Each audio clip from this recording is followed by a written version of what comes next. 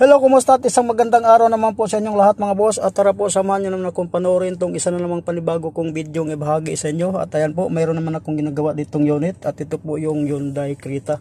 At ang concern nito ay power window front right not working sometimes. At yung power folding mirror ay hindi raw gumagana. So ayan, kaya i-verify ko kung makikita ko o lalabas ba yung concern. So ayan, nandito tayo ngayon sa may driver seat, nakaupo. At ayan, nandito yung manibela. At ayan yung master switch, power window master switch. Then nandyan naman po yung kanyang folding mirror switch. So ito yung folding mirror switch.